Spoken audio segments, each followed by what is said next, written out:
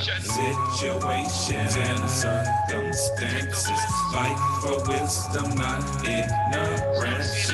Trying to avoid it is not a lonely dance. How can we see each other with only a glance?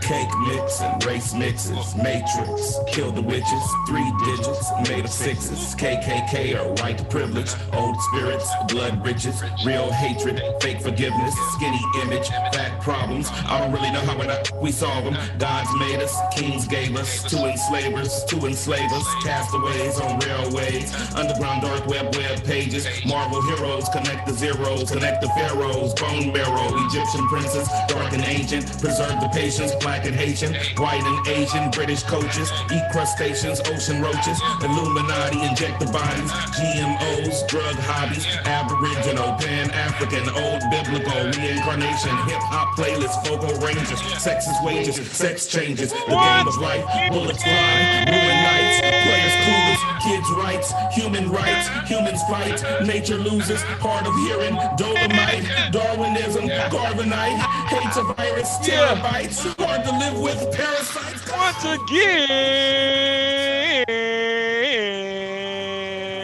Once again, we're here at kcbzradio.com. You know, when I do that whole long once again, I'm like, what's going to happen in some years from now? Am I going to still be able to do that? Can DJ Red Alert still say, what did DJ Red Alert say? Yeah. Was it yeah? What was it, Super Cat? Was it yeah?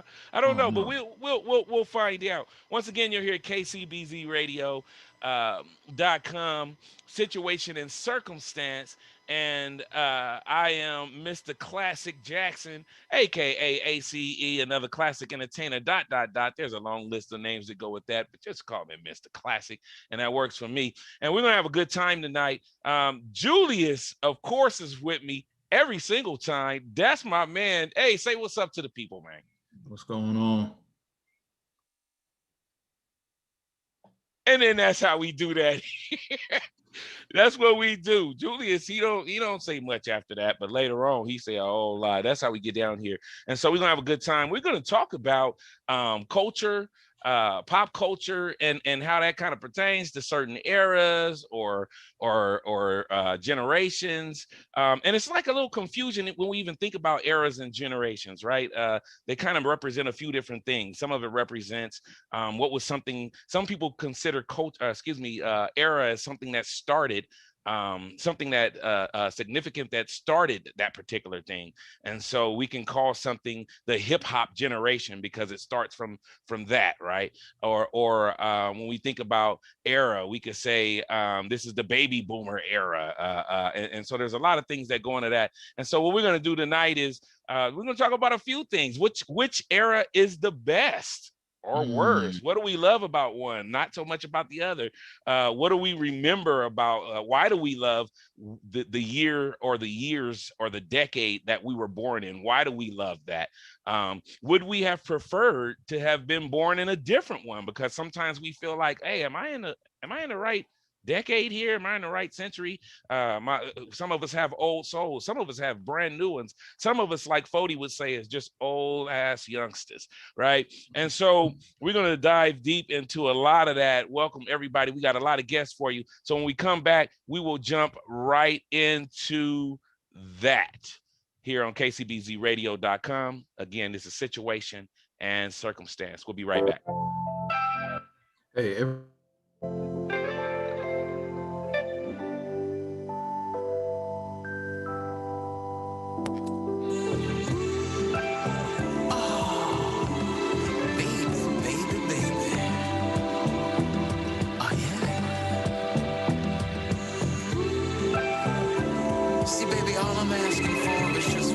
shot to love you.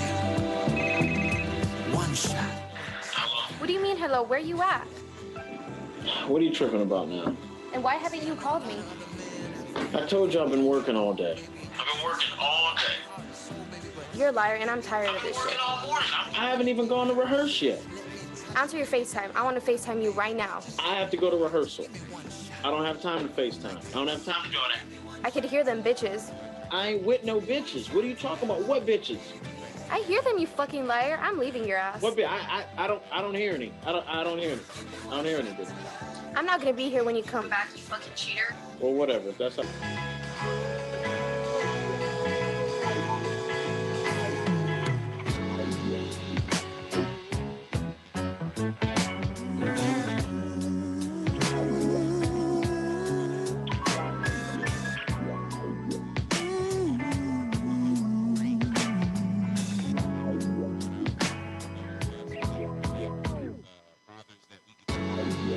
You must have lost your damn mind, thinking you could just up and leave. Well, girl, let me tell you one thing or two before you go. I know about the nigga that you've been calling up and sneaking around with. He just called up my damn phone, talking about you, his girl, and I should leave you alone. What's up with that? Tell me. You're driving me to You're driving me. You're just driving me to Frank. You're driving me to Boy, and I blame it on you. And I blame it all on you. Yeah. Oh, you must be out of touch with reality. If you think I'm gonna let you walk out that door with my Cadillac keys and my good weed, yeah. Nah. Oh, you can take the love that I gave you, but leave me my liquor.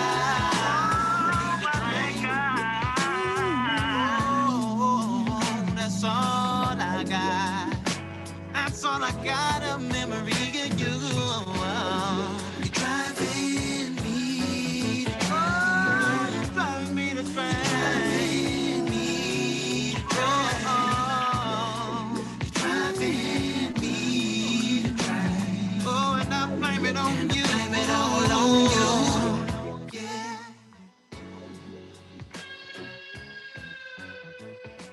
I'll say People- right now, some of y'all don't know nothing about this new guy, October London. He's bringing that he's bringing like this blues this like blues sound, but he's upgraded it. He talks about, he talks about some of the same things I guess we've always talked about. Being Black in America. I think he has a song called Black in America or something like that. And he's talking about these things. And I think he is, and I could be mistaken, we'll look it up, but I believe he's in his 20s. And so it's interesting to see him, late 20s, I think. It's interesting to see him singing with that kind of soul, not using a lot of auto-tune, as well as talking about some of the serious issues and topics in a beautiful way through his music. And so if you haven't checked out October London, please make sure you do. Real good artist there. And so welcome. You know what? What? You don't like October London? Yeah, that's all I say. But okay. It looked like because these young cats, man, let me see. He was born in 83. No. Let me see. Can't be. I'm looking them up, but it looks like for me, these young cats, man, they don't do it for me, man. This new R&B, it looks like Pops and okay, cool. Super K is off of mute. It looks like a couple of people are still okay, my boy back. Pops, you still on mute though. But okay, you good. But yeah, man, I like that. Today I was listening to Teddy. Okay, I'm gonna just get straight to it. Today I was listening to my boy Teddy, Teddy Pendergrass for the folks who might not know who that is. I mean, well, you did just kind of was vague. Teddy, you could have been talking about Teddy Riley. Who can name 5 famous Teddies right now? Teddy Pendergrass, Teddy Riley, Teddy Ruxpin. Teddy. Come on. See, Teddy Roosevelt. Teddy. My bad. Y'all don't have that rapport. I just call the man Teddy. Okay. Sometimes TP. Oh, because you went to school with him, I think. That's right. You went to school with Teddy. I don't want to brag, but that's my dude. Okay. And you saying that you feel like the young cats are just not reaching that level of Yeah, man. It's just it seemed like back in the day, man, they did it for another reason than money. You Okay. know, like when you hear Teddy or Sam Cooke, you hear the soul in them, man. You hear the passion or the hurt. I was listening to what's the cat's name? Cause I Love You, Lenny, Uh, and you just hear it. You hear it. When I play Trey songs, man, you're like, okay, he could sing, but he ain't really got that oomph to him. Like when you're listening to a Lenny or a Teddy or a Sam Cooke, and that's I don't know if it's their fault, but well, it's just different. you said something interesting. So you said these young cats, and so because this show is we talking about era and generations and that kind of thing, you are a what baby? We got just for the listeners right now, you have 50s babies, 60s babies, 70s babies, 80s babies, and 90 babies all on the same call right now. If that ain't going against that Willie Lynch separate the old black male from the young black male, I don't know what is, because we just did that right now with just this show, just as an example. The people of color unite. But yeah, so what do you mean when you say, well, first of all, what era are you? What's your decade? And then what do you mean when you say young cats? Because for some of us, young cat mean if you 45, you a young cat. You 32, you're a young cat for some of us. So what do you mean when you say these young cats, and what's your generation, Julius? What you these repping? young whippersnappers, man. That's what I call them, man. But if you look on my ID, it will say 1993. Okay. So you a 90s baby. You don't sound proud to be a 90s baby, just even off top. Okay, so I want to pitch a question, and I like that you said that. You said, and I feel you, because I think that we've all, at some point, I don't know if we've done it as early as you, but a lot of us at some point have said, yeah, these young cats don't know what they're doing with the way they dress and on their music. So I want to hear from a few of you. What was the thing you did in your era, and that the people who were then older than you were like, how did she say on that song? I like the music, but I know you ain't gonna play that song. What was that moment for you where somebody was like, what's wrong with these young cats? Why are they wearing this? What's a clothing or something that happened where someone said you couldn't wear that? And just to model that for me, it was my mother certainly didn't like when I cut holes in my pants and then I washed them because she bought some brand new pants that didn't have holes in them. Then I washed the pants, they had holes in it. Then to add insult to injury, then I colored on them. Oh my God, you colored on the pants? So I had essentially ruined those pants from her perspective. And so I wonder, let's start with Julius Washington. How did you and this is our very own KCBZ Radio, Julius's father, his pop. What was that for you? What was that thing that was like, I can't believe you did that, or you're doing this, or you whippersnappers is what was that for you? Yeah, bro. Good evening, brothers. Well, man, I'm a 50s baby, I guess called a baby boomer, but I grew up in Berkeley, California. Some people call it Berkeley. So in Berkeley, anything went. Nothing was weird in Berkeley. But when the Black Panther Party came out in the 60s, I wanted a black leather jacket. And my mother wouldn't let me wear a black leather jacket because she thought it would identify me with the Black Panthers. And so that was like taboo. No black leather jackets in this house. But in Berkeley, as far as clothing was, man, nothing was wrong with what you wore in Berkeley. Right. That's a good point. And for those of us who know Berkeley, that has not changed. And just me being in Las Vegas right now, certainly shout out to the Bay Area. I miss you. Let's go to Super K. Tell us your decade and what was that thing for you that was like, when I did this, it was like, oh, what the hell's wrong with these young people? And whatever you want to say about that. Yeah, man, my thing, man. First of all, what's up to everybody? But yeah, I'm a 60s baby, man. I'm a baby boomer, 61. And my thing was, man, we used to like to carry our cake cutters. We call them cake cutters and our afros. You know what I'm saying? And have them just hanging there. If you had a long enough hair, you know what I'm saying, you could do that. So that was your way of showing off your thing. And the parents would be kind of like, hey, get that out of here, put that in your back pocket. Right. Plus, it was a good weapon just in case you got into a little scrap. You understand what I'm saying? Right. Now, for you listeners, if you hear in the cake cutter part, for some of you, you know exactly what that is. For others, you're like, I don't get it. A cake cutter? What's going on? What do you mean? It's like an afro made out of steel, though. Right. Yeah, And it had a nice little long handle on it. If you had long hair, one of them good Michael Jackson afros, you could stick it in there and just walk around school with your stuff hanging, you know what I mean? Right. The guys that didn't have long hair didn't have that luxury, you did. So, we kind of showed off that way, but that was one of the things that the parents was like, oh man, come on, you could do better than that. Right. That's that baby boomer thing, man. I like that. And not only that, but I remember when I was a kid and my mother used to comb my hair with that thing and I got the naturally nappy hair and it used to go ping, ping, oh, ping. Yeah. It used to hurt. I used to be like, get what's the going naps on? out. That's why it was made out of steel. I used to wonder what I had did wrong to deserve my hair to be combed with that. I'm just trying to tell you. Okay, so let's move to you messed up your pants. K-Dog, I was just, I was coming to you, right? K-Dog, to go ahead and tell your generation, I don't know, 60s, 80s baby. Maybe you was born in 1910. I don't know. No 60s, no 60s. Hey, no 60s. First of all, what's up, Super K, bro? I ain't seen what's a hell of my partner right there. I see my you. Nigga right there. I miss the babe, bro. I miss it. You You need some work. Hey, you got some work for me, man? K-Dog. This is not the K-Dog show.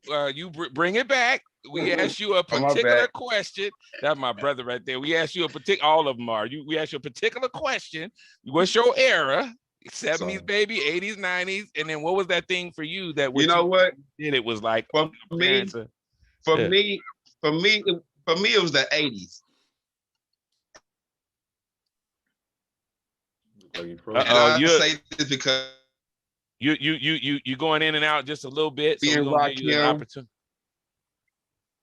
you're going out just a little bit in and out. Let's try it one more time. So K-Dog, first of all, what was your 80s baby? I like that. I like the 80s era, I should say. I'm not an 80s baby, but I like the 80s era. Okay, what are you though? Are you is there somebody listening that you told you was a certain different age and you don't want to tell them what is it? Because if that's the case, I could have told you ahead of time we was gonna be saying this, and you could have, if somebody listening that you said you was born in the 90s, because you don't look like you was born in the 90s. The classic show. This is not the classic show. Kinda. Okay. And let me explain. Tell us what's up. Like EPMD. Eric B. and Rakim, Houdini, Run DMC, LL Cool back then were really the ones that stood out for me. And then I guess edging up to the late 80s, you had like people that I knew, was rapping. And then I didn't know they was rapping, you know what I mean? So I see him in the street every day. So then I knew my folks from the town was rapping. Then I just jumped on that real hard. And that's why I always really like pro West Coast. And ever since then, but I got a lot of love for East Coast. A lot of love for them. But the West is always, to me, it's in my heart. You know what I mean? We are, classic, Okay. So, okay. So and I do, and I can't wait to even just jump into that. And I know for all of us, like, we love to jump into it. So let's just jump right into repertoire. Okay. So this is Randy, the Randy repertoire from the show coming up right after this show, Freedom Flow. You don't want to miss that. But right now, Randy, good to see you, man. And I like the, you know what I'm saying? And I see the background with the beautiful, look like some translucence and things growing, some northern lights and lights from all over the place back there.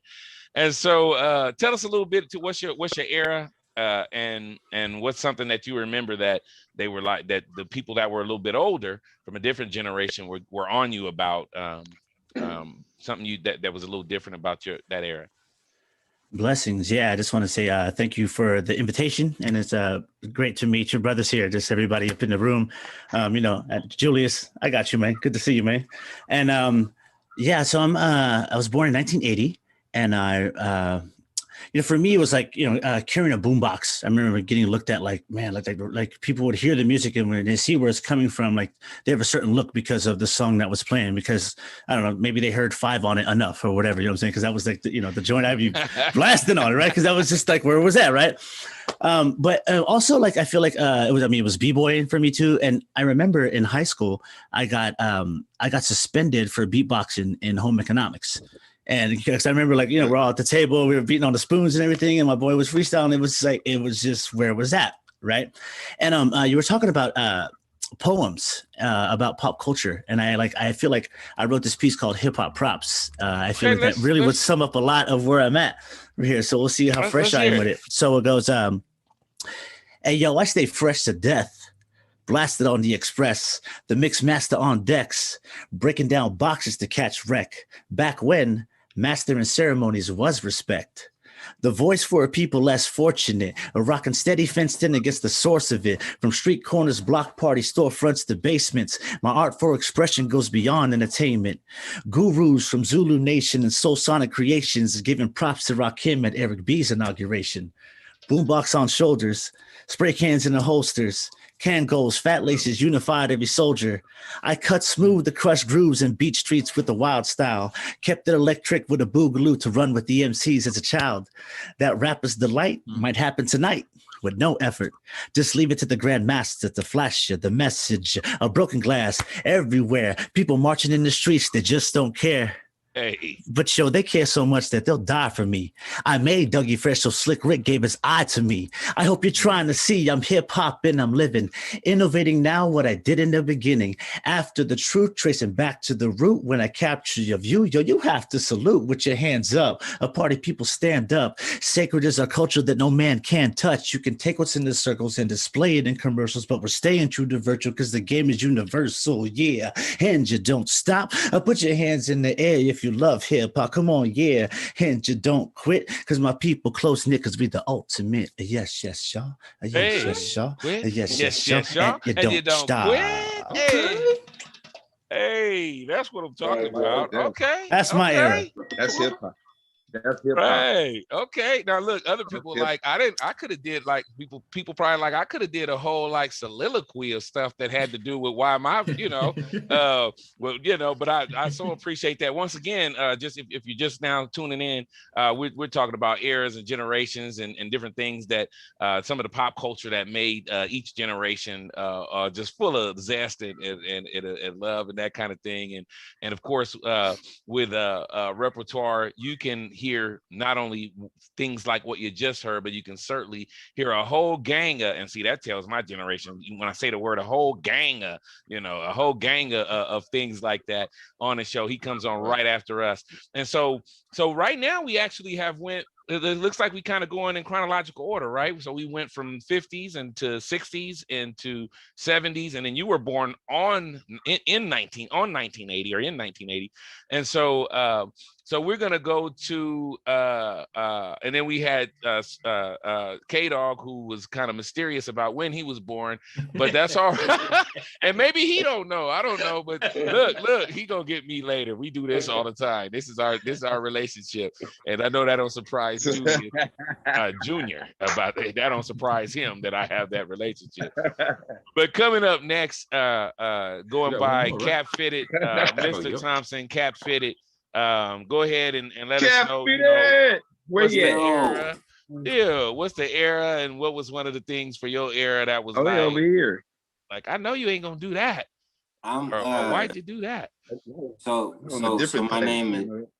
my name is Cap, and I'm a 90s baby, so I grew up in the early 2000s. I think it's funny because a lot of what my generation did, a lot of stuff came before it. So like the baggy clothes, the race car jackets and all of that. A lot of that came before. Did you say the race car? Race car or race card? The race car jackets. Oh, gotcha. You know what I'm saying? With like different sponsors like Oreos and different stuff like that. Mm-hmm. But I feel like our baggy was like a tacky baggy. It was just like too big, like, you know what I'm saying? Like 3XL, 4XL shirts, the pants that like went over the shoes, like the whole entire shoe was covered up.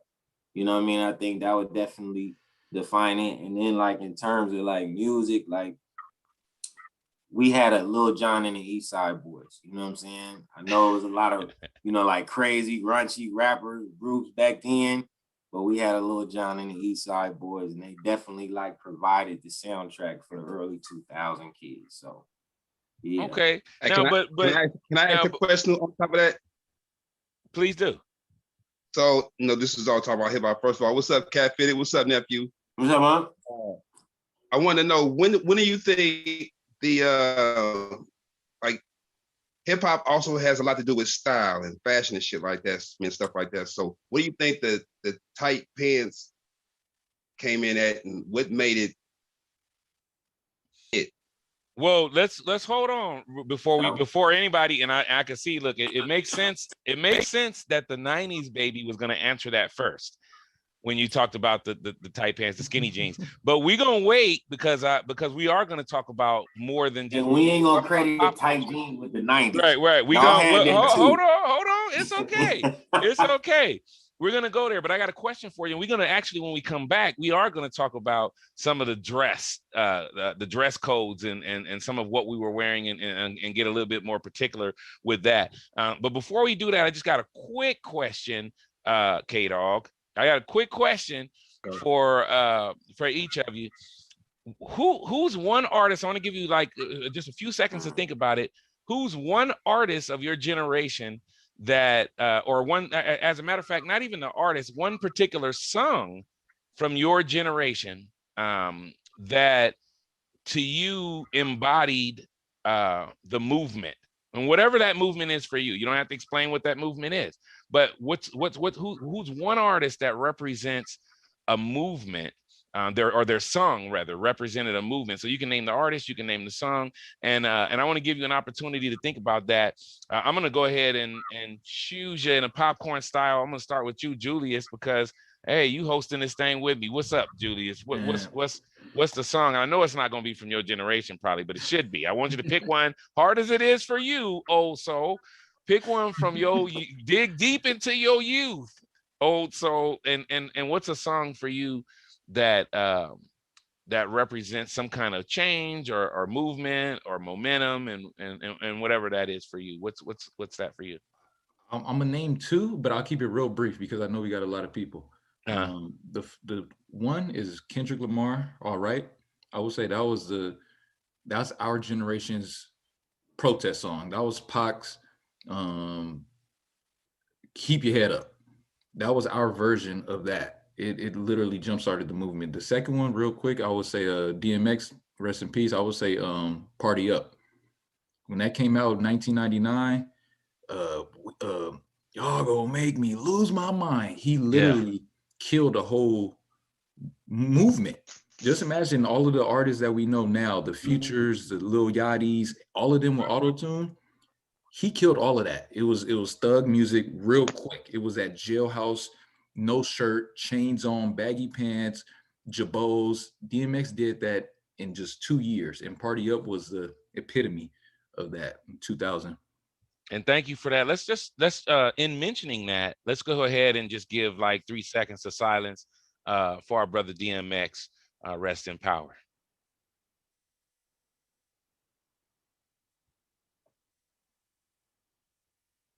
Yeah. Thank you, Mr. Crosby. And so how about Super K? And we ain't gonna always go in order of who's born first or not. That ain't important. But for you, 60s baby, what's that song for you? I wouldn't say a particular song, but there was two artists, man, that moved me in my era, and it would be between Prince and Rick James. Nice. And you know, those two, I can't. I mean, they got their music, man, is just, you know, phenomenal. So I can't pick just one song, but I think both of those artists were, you know, defining artists in my time, which is probably like the late 70s going into the 80s. You know what I'm saying? And so that's where I want to go with that. You know, Rick James had the street thing that kept us, you know, going, you know, as far as people that were still in the streets. And then Prince had that thing of, I'm going to do something different and I'm going to make you like it. Yeah. You know what I'm saying? The key word in there is different. I hear that. Yeah, for sure. For sure. Well, look, thank you for sharing that. We're gonna hear a little bit more about certain of our generational picks for songs and things that just either struck us a certain way or things that caused some movements when we come back. One for me was Self-Destruction. It was part of the Stop the Violence movement. It was formed by KRS-One, which stood for Knowledge Reigns Supreme Over Nearly Everyone. And I believe, if I'm not mistaken, I believe that was in the, I think that was maybe 1989 when that came out. And that's the year I graduated. And so that was something for me at that time, being a young teen, that really influenced me to see these rappers get together like this and say this thing. And so we're going to go actually right into that song. And when we come back, we're going to talk a little bit more about this cultural thing, this cultural phenomenon that spreads throughout the eras and the generations. We'll be right back here at KCBZ Radio, Situation and Circumstance. Yeah.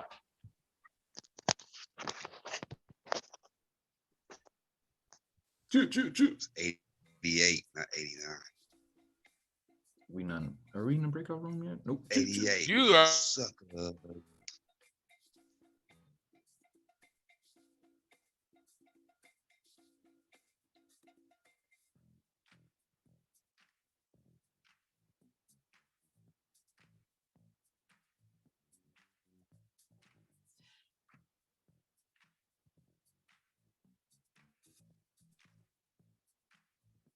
My shit, not word. The hip, hopper, you don't stop. Rock it out, baby, rubber to the boogity bang bang, the boogie to the boogity beat. Now what you hear is not a test. I'm rapping to the beat, and me, the groove, and my friends are gonna try to move your feet. You see, I am Wonder Mike, and I like to say hello. Up to the black, to the white, the red, and the brown, the purple, and yellow. But first, I gotta bang, bang, the boogie to the boogie. Say up, jump the boogie to the bang, bang, boogie. Let's rock.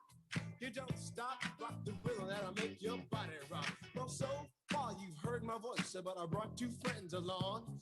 And next on the mic is my man Hank. Come on, Hank, sing that song. Check it out. When I'm imp, the dimp, the ladies pimp, the women fight for my delight. But I'm the grand master with the 3 MCs that shop the house for the young ladies. And when you come inside and to the front, you do the freak spank and do the bump. And when the sucker MCs try to prove a point with Trevor's trio, or with the serious joiner from sun to sun and from day to day, I sit down and write a brand new rhyme because they say that miracles never cease. I've created a devastating masterpiece. I'm gonna rock the mic so you can't resist. Everybody, I say it goes like this. When I was coming home late one dark afternoon, reporter stopped me for an interview. She said she's heard stories and she's heard fables that are vicious on the mic and the turntable. This young reporter I did adore, so I rocked the vicious rhyme like I never did before. She said, damn fly guy, I'm in love with you. The Casanova legend must have been true. I said, by the way, baby, what's your name? Said I go by the name Lois Lane, and you can be my boyfriend, you surely can. Just let me quit my boyfriend called Superman. I said he's a fairy, I do suppose, flying through the air in pantyhose. He may be very sexy or even cute, but he looks like a sucker in a blue and red suit. I said you need a man who's got finesse and his whole name across his chest. He may be able to fly all through the night, but can he rock a party till the early light? He can't satisfy you with his little worm, but I can bust you out with my super sperm. I go do it, I go do it, I go do it, do it, do it. And I'm here, and I'm there. I'm Big Bang Hank, I'm everywhere. I just throw your hands up in the air and party harder like you just don't care. Let's do it. I don't stop, y'all. I take a talk, y'all. You guys might have to unmute yourselves again. Super K, Pops, Cap. Yep. Good looking out, player. Yep. And we back, and we back. Oh, but that show did too. Classic. Come on. Oh, look, I was muted. That was the powers that be that muted me, and that rhymed accidentally. And see, that's Jesse Jackson sounding. That didn't sound like rap. That's like Jesse Jackson prattle right there. That's authentic Jesse Jackson prattle. But so what were we talking about, Julius? Bring us in. I know we have a few more people that we were asking some things to. We was talking about what songs or artists did it for your generation. Some of us said KRS-One. I said DMX and K. Dot, Kendrick Lamar. I know my man Cap said Yin Yang Twins a little earlier, but he might have a different answer for Yeah, now, I definitely got to get different answer. So you was ready too. All right, let's get it. Let's get it. He was like, "Don't leave me with just yin yang." Yeah, no. I'm being misrepresented. In terms of songs that define like our time, I gotta get at the 50 Cent. When I in the club, his whole first run, I mean not first run, but like that Get Rich or Die Trying run. Yeah. In the club, that was huge. So I gotta definitely give it to 50. Yeah, that makes sense. Okay. He popped up with Dre. Eminem co-signed him. Come on. Yeah, that was a phenomenal movement in itself. Yeah. We could kind of dig so far into that right there. Yeah. But I'll tell you what about you? Repertoire. Of Freedom Flow coming on right after this show. Coming on right after this show. Right. So much love. Yeah, there's much love. From what I remember, what song that really like just took me away was the Humpty Dance by Digital Underground. I would not have expected that. Curveball, left field. Because I recently had my brother on the show, and he was such a huge fan of Digital Underground. I remember I only know so much of their songs because he was such a huge fan, but there was something about that song that like captured kind of some of the old school way that like Shachi was sampling and the production and just the party and the silliness and the ridiculousness of getting busy in the Burger King bathroom. Like, you know what I mean? Like that being the punch and everybody knowing it, right? And then another one would be, because I'm a b-boy, I'm a dancer as well. So I remember when Poison came out by Belle Biv DeVoe. Okay. Because there's something about like they had like dope vocals, there was flow on there, and there was just dope. Like it was a song you could dance to. So for me, like when that song came on, it was popping, and like I feel like that kind of like fueled a lot of the dance movement of people wanting to dance more, just because that's the joint. Did you take any lessons from that song? That's what after me and the crew used to do her, who wants to do anymore? Say I'm good. Hey. Ever trust a big butt and a smile? Right. There's a lot of jewels in there. A lot of jewels in there. You know what's so funny about that? So there's the never trust a big butt and a smile, and that girl is Poison and that whole thing. But then you initially said the Humpty Dance, and he getting busy with a girl in a Burger King bathroom. So I don't know. It's like, okay, maybe that's why she was Poison. You wow. In the bathroom with her. Like wow. There was some roots run deep. They was in on it the whole time. But that's me, man. That's me.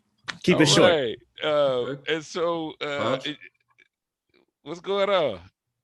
Pops, what's your song? Or let me first talk about my boy, because you mentioned him. Junior was raised on Prince, man. Wait. When you say Junior, Julius Junior. Okay, just because the listeners don't know, they like, is there somebody else there with him? Is it 10 people now? Is it Julius Junior? So, right. So when I first heard "Soft and Wet," I was like, "Damn, I know he didn't say that, man." Julius he actually has on his license plate. Junior has "Adore," because he got his mom's old car, and Prince had this line: "If God one day struck me blind, your beauty I'd still see." Still see. I was like, what? Prince was my dog, but in my era, I think two songs, in my opinion, kind of changed or helped the movement in the 70s. And one was Marvin Gaye, Inner City Blues. Oh, yeah. Marv was talking about stuff, man. It was like, crime is increasing, trigger happy policing. Yeah. And he was talking about mercury in the ocean, the atmosphere, air pollution. So Marv was talking about stuff way before it happened, man. And it's still happening now. So Marv, another cat that I really liked was Jimi Hendrix, man, coming from Berkeley. Jimmy would come to Berkeley a lot. And Jimmy had this song, "If 6 was 9." If you ever listen to that, man, it makes sense, man. Jimmy was a trip. And then my boy in 1974, my boy Richard Pryor came out with one, and it was an album, and it actually won Album of the Year. It was called That Nigga's Crazy. Yeah. That's right. Yeah, man. And Pryor was saying stuff like, man, you go to court looking for justice, and all you see is just us. Yeah. Yeah. He was talking about police brutality and all that. So Pryor was up on it. Can I share something with y'all, though, that Julius Jr. may not have shared with y'all, man? But back in the day when I was in the 6th grade in Berkeley, we used to do the Pledge of Allegiance to the flag. And so I told my mom, I came home one day, I said, do I have to do that? And she said, well, why don't you want to do it? And I said, well, the last lines of that don't refer to me because it says for liberty and justice for all. And I'm like, Mom, we turn on the TV and we see people that look like us getting attacked by dogs and water holes and cops have beaten them. Right. I said, it ain't liberty and justice for all. So my mom wrote a note to the school and they excused me from doing the Pledge of Allegiance. And I told my kids that, and Julius and his 2 sisters, they did the same thing. They didn't do the Pledge of Allegiance. And when we would go to the Oakland A's game or a Warrior game or something in the Bay, we wouldn't stand for the national anthem. So before Kaepernick knelt, we were sitting, man. All right. I mean, let me just, if I can share, first of all, that's everything you just said is phenomenal. And what I love about you saying it is, and for the listeners, like the listeners don't necessarily know now we're talking and they know that we all represent being born in different decades. We are from different eras and generations. All our listeners know that, but they don't know which of us, which generation the person who just said that is from. And when you look at it, it's because it has happened in all of our generations. Exactly. It is a commonality that we have been through in all of our generations. We've experienced this, and I wish I have a conflict of interest, so I can't talk about all of it. But even in recent times, I've had this discussion with someone about the Pledge of Allegiance and had my own opinions on I'm like, okay, the people who want me to do it are wonderful and beautiful and amazing people. However, my thought on it is like, okay, that pledge had nothing to do with, my people weren't included in it. And so why would I, so I thank you for that. K-Dog, my netcha. Yes, sir. I don't think you got the what's that song for you? I don't think you had an opportunity to share yours. Ain't no conflict of interest around here. This free speech. Oh, look, he said that mean the conflict ain't with you. Making sure that our listeners know. Right. That conflict is not with KCBZ Radio. That is but K-Dog, what's that for you? Mine is probably Babyface and New Edition for me. Okay. And I'm gonna say because growing up, how I grew up, me being on the block or whatever, like all we did was just kick and listen to music every day, all day, 65. So when New Edition came out, it gave us an outlet to do something else besides do stupid shit. So, and also it was a good look for us. You know what I mean? We didn't want to really be no hardcore, you know what I mean? Always got to tote pistols and shit like that all the time. We want to be some cool folks, you know what I mean? So it was a good time. It was a happy time for me because all the shit I'd have been through my life already. So I would say Babyface New Edition probably got me through the 80s, definitely. All right, and just for the listeners, when he says shit, he's talking about a German dog, a long German dog. I think they call it a Shih Tzu, and he's just saying that dog for short. Go ahead, though, Wiz. Yeah, for sure. Yeah. I thought everybody knew that already. Me too, but you never know who's listening. Some people don't know it. You know what I'm saying? Common sense is overrated. Common sense is overrated. I had a dog, and his name was Oh Hell No. That's right. Yes.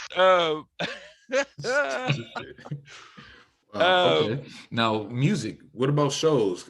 Me and Pops was talking earlier today. We was talking about you guys are familiar with the show Blackish? Yeah. Okay. Now that's my generation show, and I get a lot of people in my generation, and I'm putting air quotes on it, don't really like it. And they say that they're taking a easy way out. Is what is blackish? You either black or you just blackish. So a lot of people hate on the show Blackish, saying that they're a bit too timid. So I asked Pops earlier, well, Bill Cosby, the Cosby Show, that was a huge show, right? At the time. So I asked his opinion on it, and he said, well, he's here. So, right. But what was your opinion on the difference between the Cosby Show and Blackish? Well, in my opinion, and we also talked about a different world. In my opinion, Cosby, I mean, it was entertaining, but for me, Blackish is informative because Blackish hits a lot of issues, man. They talk about racism, drugs addiction, alcoholism, date rape, Blackish covers all of that, but I don't think in Cosby's time, they could touch that. The producers or whoever wouldn't, sponsors probably wouldn't have let them do that. Yeah. So Cosby was funny, but Blackish to me is real. Yeah. I want to hear everybody else's opinion. What show do you think was dope at the time? And maybe it aged well, maybe it didn't, but what show represents your generation? And for me, it was Martin. I love Martin. Oh, don't be taking the 70s babies. I know that that show didn't come out in the 70s, but I come on, K-Dog, we own that. Our generation don't take Martin. That's hard. Come on, try to take Martin. I had to take it real quick. Take Jerome, Marty Marr, Tommy, and them. Next thing you know, he gonna bro, man. next thing you know, he gonna be trying to take. Y'all ain't never been to Nipsey before. Right. He gonna try to take in Living Color after that, right? That's answer hard. the question. Answer the question then. I guess y'all want Def Comedy Jam too. Yeah, Def Comedy Jam is hard. That's hard. Good 70, baby. That's hard. But y'all ain't leaving us with a whole lot. We got Empire and all that other craziness. Y'all ain't leaving us with a whole lot. Let us have one of them. Classic. Look, he like the 90s babies need that credit for Empire. Let us get the second season of Def Comedy Jam or something. Yeah, give us something. Y'all got all the good stuff. I love that not only that you brought up Soul Train, but I want to make this interesting point about, and I love that you brought up Soul Train. We circle back to what we're talking about here, because one of the things when we talk about Blackish and the Cosby Show, I don't want us to rush past that, because some of the stuff is important to what it meant to that particular time of Black existence. So what the Cosby Show did was, so right now, those of us who work with anything, if we work with kids or and even some adults in that case, but if we work with kids in particular, one of the things that psychologists say is that in order for us to change little Black girls and little Black boys and little Filipino girls and little Filipino boys and people of color in general, in that case, is for someone who looks like them, right? For them to hear these things from them and be taught by them. So what I believe when I think about the Cosby Show, what it did was showed a Black doctor and his lawyer, his wife, who was a lawyer.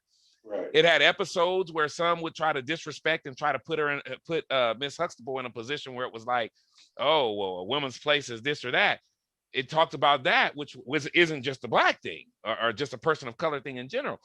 And so I think that there was an importance behind it. Mind you, I was in love with The Simpsons when it came on at the same time as the Cosby. That was Fox trying to mess with us. And I was in love with them. But I didn't need The Simpsons. I needed to see the Cosby Show. I needed to see different world, to see people that looked like us going to college and it looking like they was having fun and having a ball. And so I just want to make that point that show was culturally relevant to where we were at that time. And I see that not only has Lamont raised his hand, but then he even put the little Simpson hand up, because it's yellow, so I assume that's a Simpson hand. Little yellow hand emoji. I gotta check out, but I wanted to say this. Julius was speaking earlier about a lot of the artists today and why it seems that there's a lot of it seems to be motivated by financial reasons, right?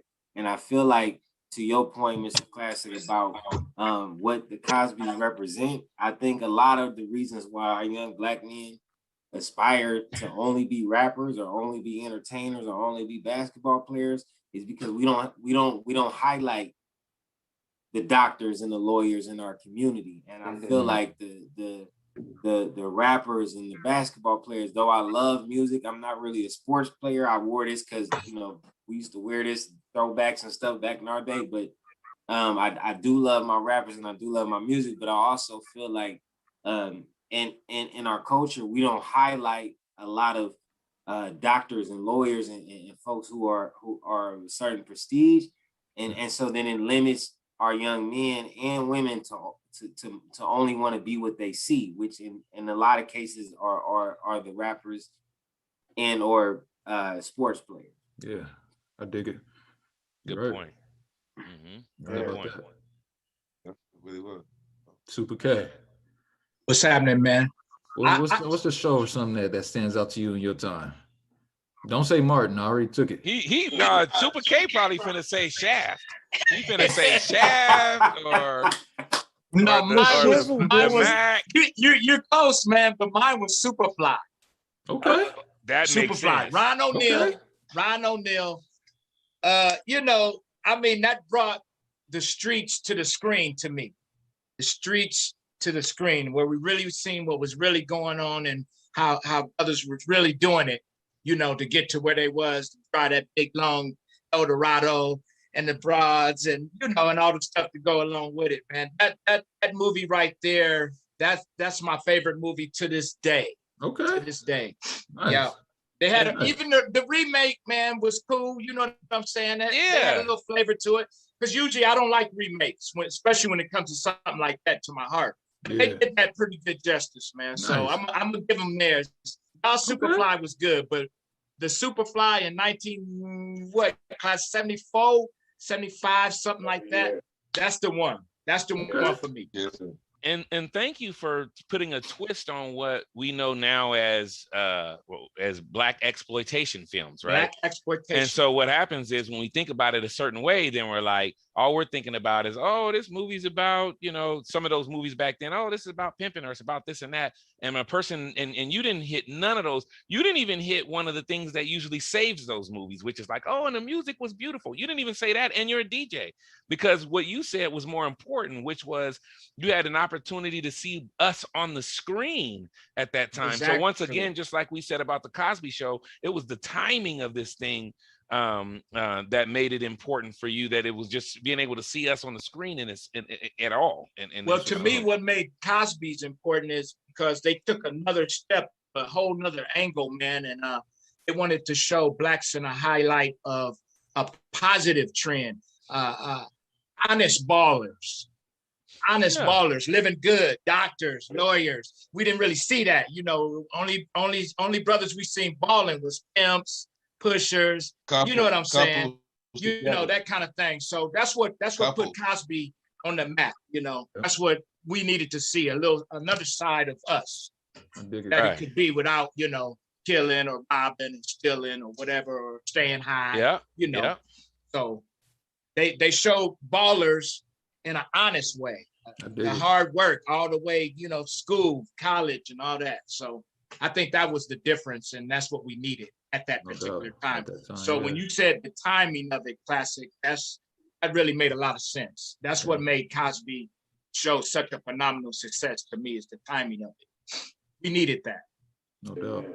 K-Dog, I know you've been anxious to say something, and thank you for that, Super K. K-Dog, I know you've been anxious to say something, then we're gonna bounce to repertoire. No, I really wasn't. I was enthralled by the conversation when he was talking about Superfly, of how the era bounced from one to another and try to keep the same line. It was it didn't have the roughness or the grittiness that the old one had. You know what I mean? Exactly. The rawness and the authentication, I want to say. There you go. Originality of it. Yeah. Yep. Yeah, you know what I mean? So you can see how Priest acted in the first one, and then the second one, like, nah. But then you can relate at the same time. You can see the same thing at the same time. So I'm glad they made it. for the younger cats to see it, but it wasn't the same. Now, what I wonder, and before we Julius Senior, before we go to you, Julius Senior, I want to give you opportunity, repertoire, to not only share what that show was for you, but I also even have a question for you, as one of our Filipino brothers on here with us today. I'm wondering, like, what was that show? One of the other parts, and I know we spent a little while talking about parts of the Cosby thing. One of the other things about his show we have to keep in mind too, is that his show represented so on this show, we Julius and I, we represent the opposite, the opposition of the Willie Lynch file. So earlier you heard me say, separate the young black male from the old black male. We're doing that in this show. Another thing it says in that notorious file is that it says separate the light-skinned black from the dark-skinned black. And so in the Cosby Show, if you ever really recognize, he had all of the colors of our rainbow in that, right? And that's important. And I know as a Filipino, there's also this dissension or this separation of the darker skin, and see, if I was hood and ghetto, I would have said skinned it. But the darker skinned, that would have been okay too. But the darker skinned Filipino, less melanated, lighter skin, right? And I know that's something that culturally that happens in your ethnicity as well, or culture as well. So I'm wondering, number one, how did the Cosby Show do that for you? Is there a different show that did that particular thing for you? And then I also want to give you the opportunity to share whatever show you would have wanted to share before I asked you that particular question. Yeah, I mean, the Cosby Show was, I see what you mean, and I feel like that was always present, but it wasn't something that I was honing in on. I feel like from the Cosby Show, I developed more of just the family or a functional family dynamic, and that was clear based on the contrast of what my reality family dynamic was. You know what I'm saying? So it's like that's what I kind of learned from that in a sense, which is dope because it's I can relate to it on that level. When you were talking about the whole, well, I feel like you're just really highlighting the stigmatization around skin tone. Yeah. Right. Just in itself. Right. And I feel as if that in itself was so impactful, with apartheid and everything that historically that went into that it bleeded into every culture. Mm-hmm. Because it didn't become about culture anymore. It kind of washed away the ethnicity and we all were running this race all of a sudden, right? This idea of that. And and it was, strategically designed as so many other things are. And that's what we're breaking down right now. And I get that. But I think it's important that to know that, I'm just, from what I know of some of my cousins and stuff, there were ways in which they had internalized so much as a youth about their skin color because they were darker than other people based on how their elders were being treated in the same condition or with the same condition in a sense. So, yeah, I say that to highlight the potency of that legacy. And a show that I would mention would be SNL. I remember seeing Eddie Murphy on SNL when he was dressed like a white person for the day, in the bus. You feel me? Remember that?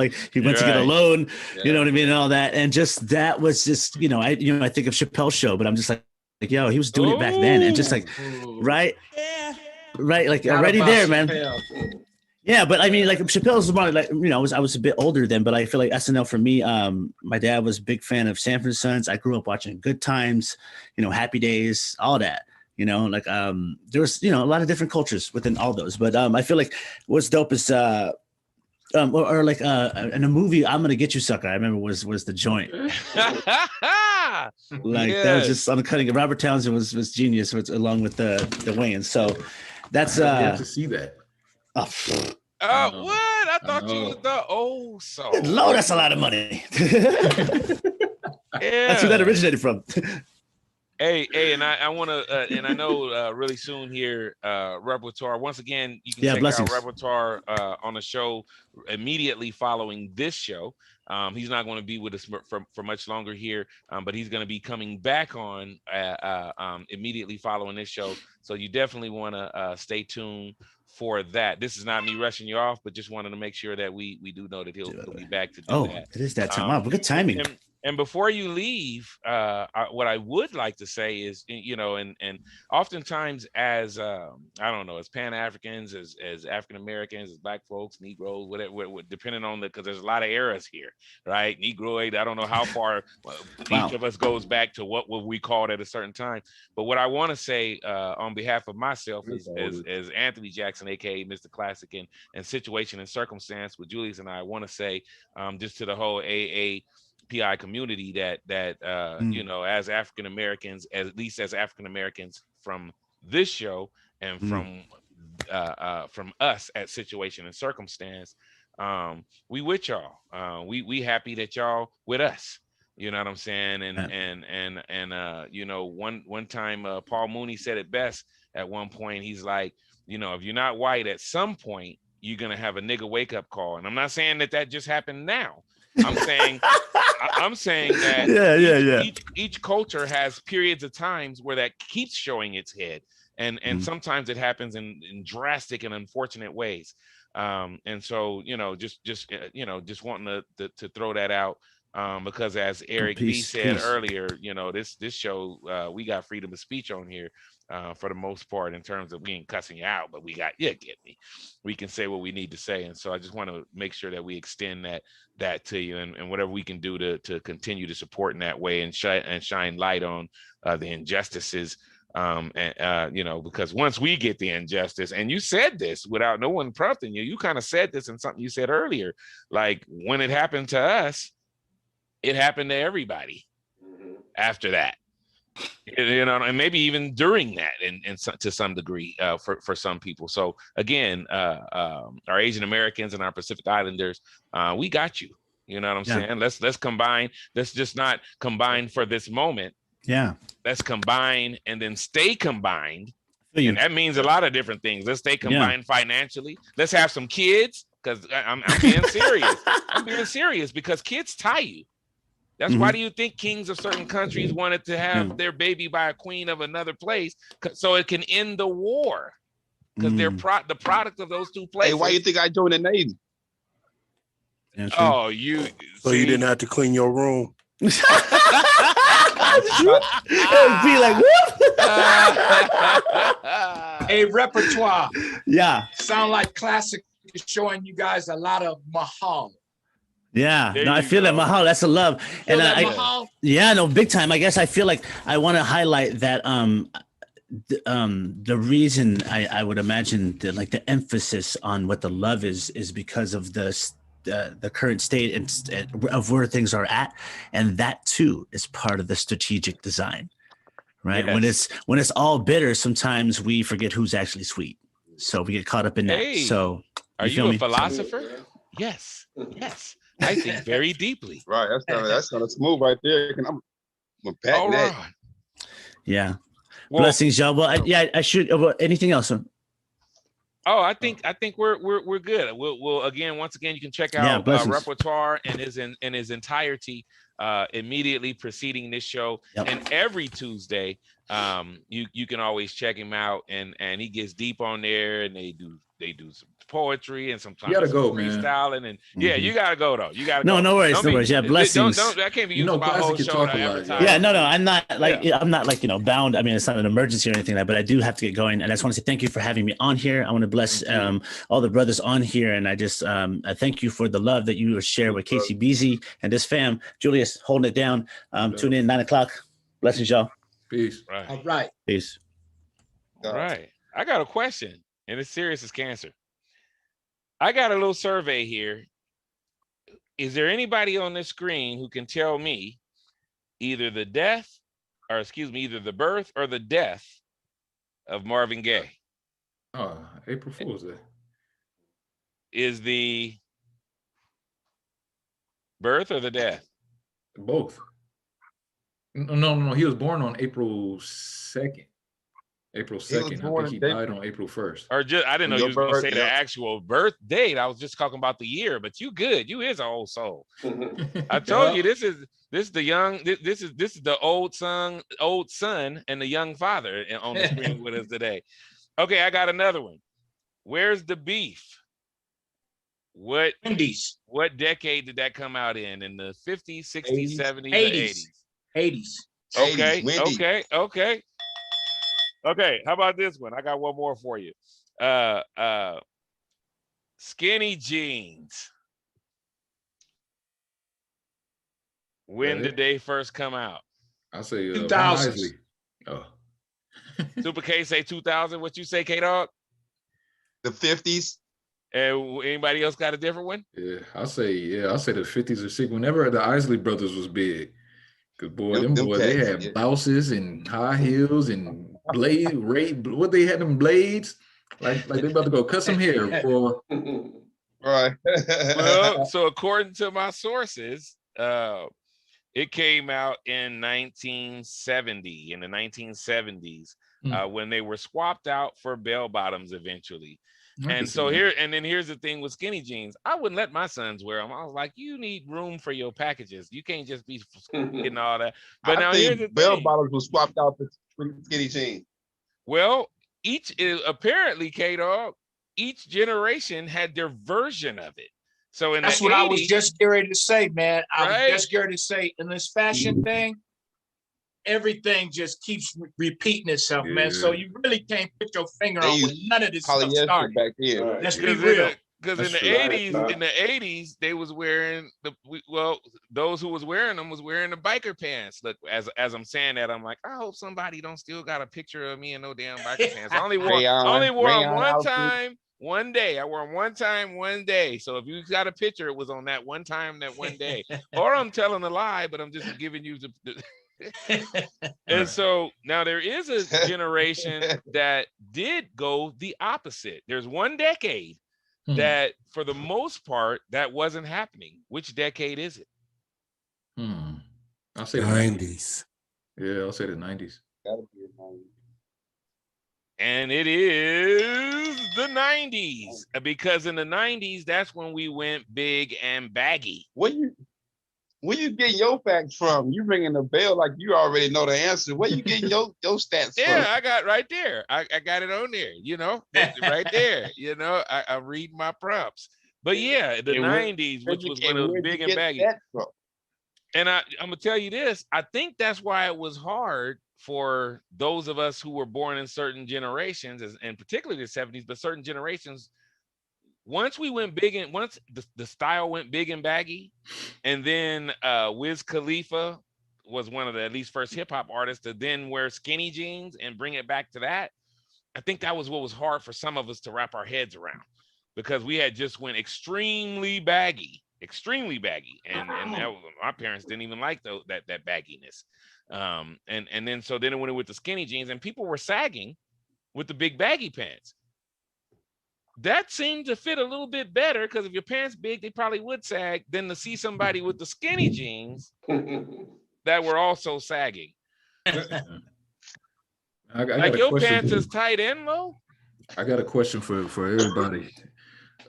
My generation, the quote millennials, we get a bad rep, man. Everybody say we lazy, we don't work hard. There's this aura around people in the 20s that we just put our cars down and just let others do it. What were stigmas that were from the 50s, 60s, 70s, 80s on that you guys had? Did you get the same rap? Because I feel that every generation, like as you said with the fashion, I feel every generation says the same kind of thing. My generation say we get nasty songs. Oh, that song is nasty. Well, Prince was a nasty. I mean, come on. Dirty Mind. Yeah, come on. He had an album called. Yeah. Right. What were certain stigmas that you feel have been repeated, and what are certain facts that you think that really cemented the 60s or the 70s or the 80s that's pretty unique to your folks, women or men? Like, what's something that you vividly recognize about women? Like, okay, they don't do them like that no more. Or men that you like, okay, that was a stand-up cat, and now I ain't seen a stand-up cat like that no more. What are some things that you can like vividly remember that stands out? Let's go with a classic. Let's go with, because I think let's go with Pops, because it's classic thinking right now.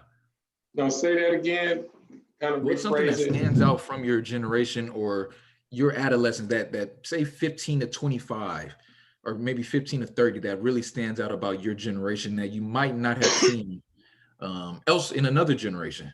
Or you might have, but that's just really dope about your generation at the end of the day. Well, I think it was unity in Berkeley because we protested a lot. You know, I went to schools in Berkeley, but the spot we used to go up to was Cal, Berkeley, and protest, but it was more than a protest, it would be more like a party. You know, we'd be getting high, we'd be singing, you know, listening to Jimmy and Joan Baez and stuff. And so it was more like a party, man, going on. But the theme was protesting the Vietnam War and racism in America. But we would come together, be white, black, like Prince say, white, black, Puerto Rican, everybody just a freaking. That's what we were doing, man. So that's what it was. I thought that was the glue that brought us together, I think, or kept us together, was protesting. Wow. Okay.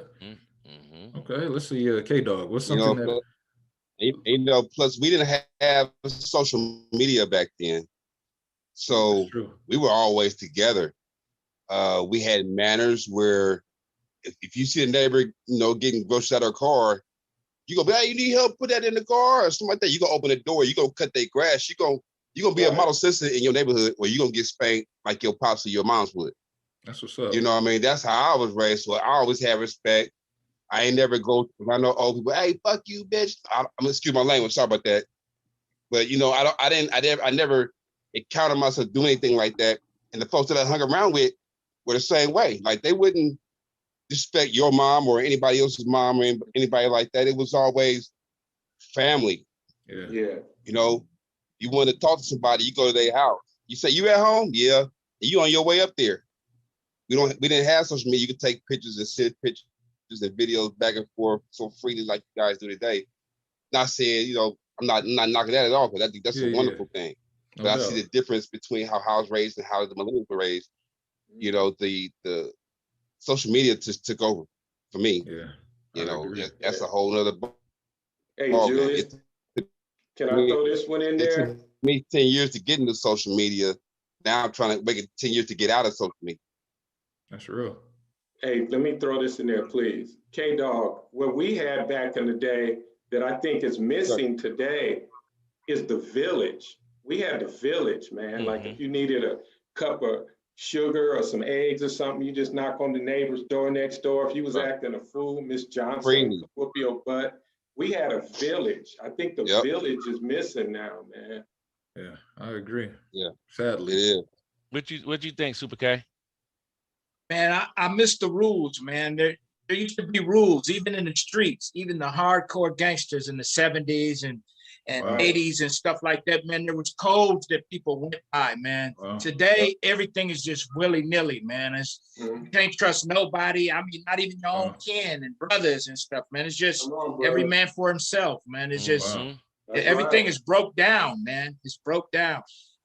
Technology, man, is a blessing and a curse at the same time, if you can feel me on that. Absolutely. You know, I mean, you know, we got microwaves now, man, and we live in a microwave society where you can just go cook a whole meal in 5 minutes. And back in the day, moms took all day to cook that meal, man. You know, all those little things like that. I mean, getting up, you had to change the channel.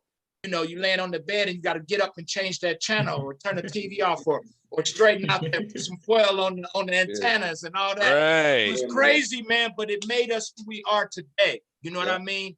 You know, now everything, man, you lay in bed and TV will turn off by itself. You set it, you know, whatever, man. It's just different, man. And it changes us. That's why I say a blessing and a curse at the same time. That's a good check out in a second, fellas, but I did want to get that in, man. I wanted to get that in. Thank you, man. Yeah, and we back to some format, man. You know what I mean? There's no format. Even in the music, man, it's like you were saying the difference in, you know, like when your boy was singing a song back in the day, you could feel that passion and you don't feel that now. That's because everybody's doing it for the money. Everybody wants that come up. They got a little talent and a little skill and they roll with it. Back then, man, people was living that life and feeling it and they they brought it through their music, man, and their lyrics and how they sang.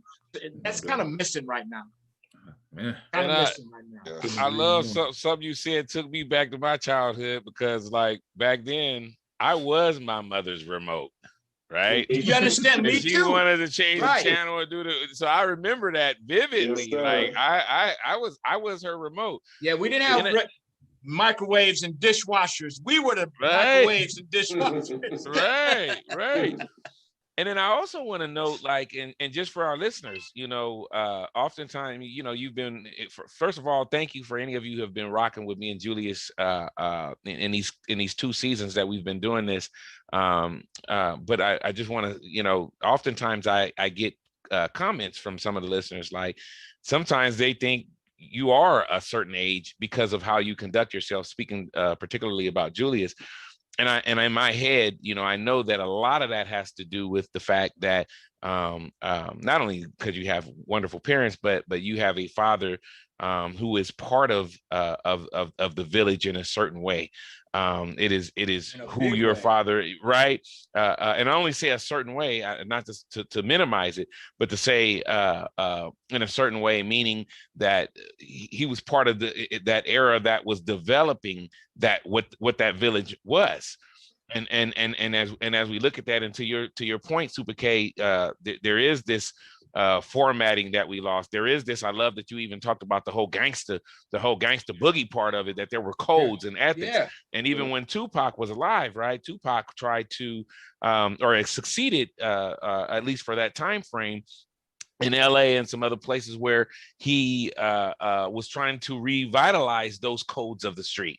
Yeah. And another artist, he's not the only one. Other artists like E40 and Snoop and Naughty by Nature and different ones, they were trying to do some of that same thing, but he kind of was spearheading that thing. Yeah.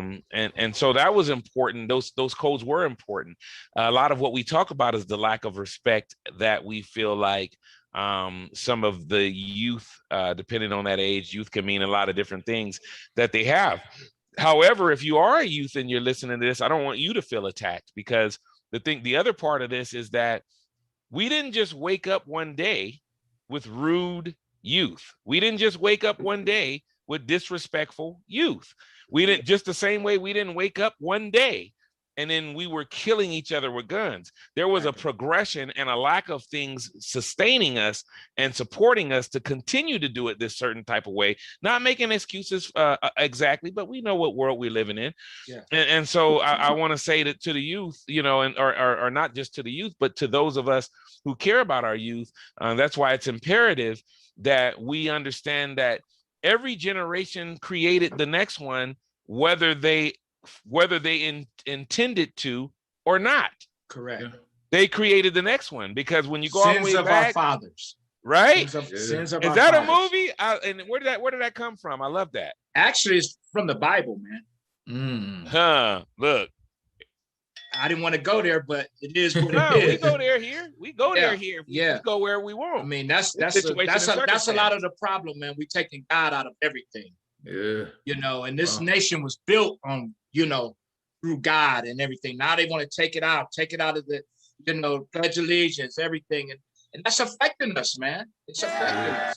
You know, like you say, this stuff don't happen overnight. It's a progression. Yeah. You know, and that's where we are. But look here, man, before I check out, I want to give you and Julius props, man. You guys are good together. Julius, man, you on point. And you and Classic kind of go together. I wanted to tell Julius, man, you're blessed to have a dad like that. Me and my dad is tight like that too. Classic know that. Me and my dad, we smoke together, the whole thing, man. We can talk about anything, and that's a blessing, man. So, you know, I want to give a shout out to you and Mr. Washington. My man K-Dog, whoever else is on this thing still, is anybody else? Am I missing anybody? I see you. No, you good. Eric, everybody. But hey, man, I thank you for inviting me, man. And I'm here for you anytime, Classic, man. I like what y'all doing, man. Oh, yeah, we're going to bring you back. We need to hear these things. We're going to bring this back. That's the original, then the one and only DJ Super K from For Show Productions. Okay. We're going to bring him back one day when we're talking about some other stuff, that music, on you coming back. Just so you know, Julius, that's one of my original partners right there. That we did a lot of shows and Hey, worked can I open together up for you, Super side by K? Can I open side. up for you? So good stuff. Indeed, indeed, indeed. Appreciate All you, right, brother. Julius. All right, Mr. Washington. K Dog. All right, my Classic. brother. Man beloved, man. All Nice right. to meet Thank you, you, bro. man. All right. And so Eric B, I don't know if you had a time right now. Thank you for doing a hell of a job with the engineering as you always do. And I know you've been listening to a lot and potentially wanting to say a lot. My question to you is, look, I just got a couple more trivias here. Couple more trivias. What's the longest running? What era produced the longest running TV show, or what TV show do you believe that is? So, what decade was it? 60s, 80s, 50s, 90s, 2000? What decade do you think produced the longest running TV show, and do you think you know what that is? And anyone can think about the answer, but Eric B. Oh yeah, I think I know what that is. Soul Train. Soul Plane. Soul Train. You said what? The longest running, oh, it's a syndicate show. Okay, that's what I'm thinking about. Syndicate. I'm gonna go with the Simpsons. I'm going with the Simpsons. Oh, that's it. What? It is correct. It I'll is say the Saturday Night Live. Simpsons. How long? Simpsons is the longest running TV Night show. Live, though. I thought Saturday Night Live. What's the years? And so I don't know if this according to the sources. You can look it up. Wikipedia is the source for this particular one. Like I said, what kind of fact? Don't blame me. It's Wikipedia. Where you get your facts from?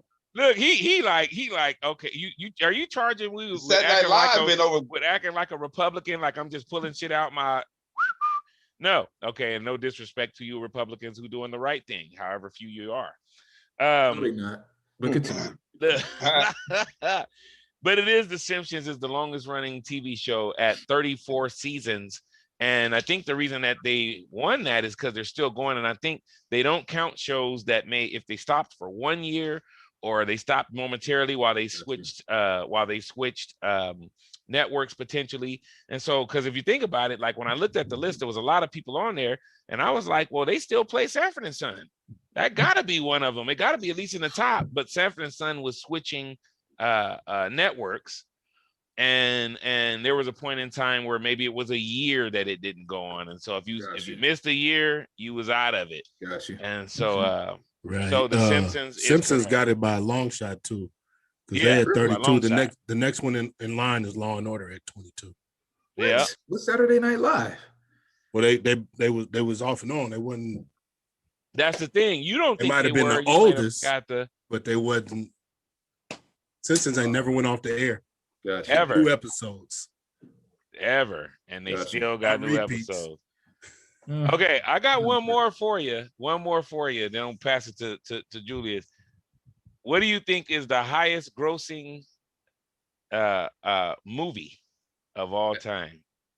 Due to inflation? Is it for? That's a. And this is now I know that's hard because it's like, okay, does that count like all the merchandise they made off the movie and different stuff? But this is just how much money the movie made, and it's based on worldwide, so not just America. And so what do you think is the highest grossing movie worldwide? I'm gonna say Star Wars. I was thinking Star Wars. That's not it, but it is in the top 10. I'll say Endgame. No. What'd you say? Endgame? Endgame is, I mean, it might be number Black 12 or something Panther. on there, but it's in the, no, Black Panther, I think, was number 12, and Endgame was in the top 10. Got you. But neither one of those is it. Titanic? No. And Titanic, when they talk about it, it's what comes up first in conversation. Because again, when you think about DVDs, and for those of you who are old enough to know what DVDs are and all that kind of stuff, but that's not it. Avatar. Did you look it up? No, I got a text. Did you look it up and try to say it in a surprising way, in a new way, like, oh, Avatar, and try to say it like that's like the person. He a techie. He's talking about somebody. Yeah. But it is Avatar. It is Avatar. And so before we close out tonight, Julius, anything you want to, Julius or Eric B, anything y'all want to leave us with before give our montage for the ending here? Anything you want to? I just gotta say, we just gotta be strong, man. Black people, we got enough power, man, to do whatever we want. I think it goes back to what the brother who left and my pops, but unity really cures a whole lot of stuff, man. Unity and love. I tell you that because we'll make a whole lot of sacrifices for someone we love. And I think that's the disconnect, right? We might not make a sacrifice for someone that we see in New York if they getting stomped out because there's that disconnect. But if our kid gets stomped out, or we taking names last, right? Right. So for all the black men and women, we can do it. We can do it, man. We can do it. And I don't want nobody to.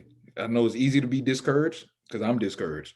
So I know how easy it is. But there was a young brother, Dante Wright, who was just killed Sunday. And the officer said it was an accident. She shot him with her Glock 22 instead of her taser, and said the taser was what she wanted to use, but the taser's on her left side, and her Glock 22 was on the right side. The Glock 22 was weighed about 4 times the weight of the taser. The taser yellow, the Glock's black. They get trained to pull the Glock, and they get trained to pull the taser. She said it was an accident. So all the black men who have kids, all the black women who have kids, it's not over. I know Sam Cooke said change is gonna come, and I know he said that about 50 years ago. But we can do it. That's all I really got to say, man. Amen. Yes, sir. Yeah, and you know, I want to give a shout out to Cap Fitted, aka Lamont, to DJ Super K, certainly the Repertoire. Again, his show is coming on immediately following this show. K-Dog, thanks for joining us. Julius Senior, such a pleasure to meet you. And again, you've done a wonderful job. Every father who does a wonderful job with their son is not just doing it for their family; they're doing it for our culture. And so, thank you for what you've done there. And as always, we promise our listeners that we will continue to make beautiful mistakes. We embrace the opportunity afforded by our ancestors to speak, whether right or wrong, weak or strong. We be learning humans working on liberation and scaffolding a meaningful and fair existence for all. And until the next time, my netches, uhuru. I'll call you in a sec, Pops. All right. Is that a Vegas gang or something now you in? You know, it's a place called Uhuru. Situation and circumstance. Fight for wisdom, not ignorance. Trying to avoid it is not a lonely dance. Can we see each other with only a glance? Situations and circumstances.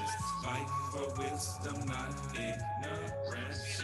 Trying to avoid it is not a lonely dance. How can we see each other with only a glance? Cake mix and race mixes, matrix, kill the witches, 3 digits, made of 6s, KKK or white privilege, old spirits, blood riches, real hatred, fake forgiveness, skinny image, fat problems. I don't really know how we solve them. Gods made us, kings gave us, 2 enslavers, 2 enslavers, castaways on railways, underground dark web pages, Marvel heroes, connect the zeros, connect the pharaohs, bone barrow, Egyptian princes, dark and ancient, preserve the patience, black and Haitian, white and Asian, British coaches, eat crust.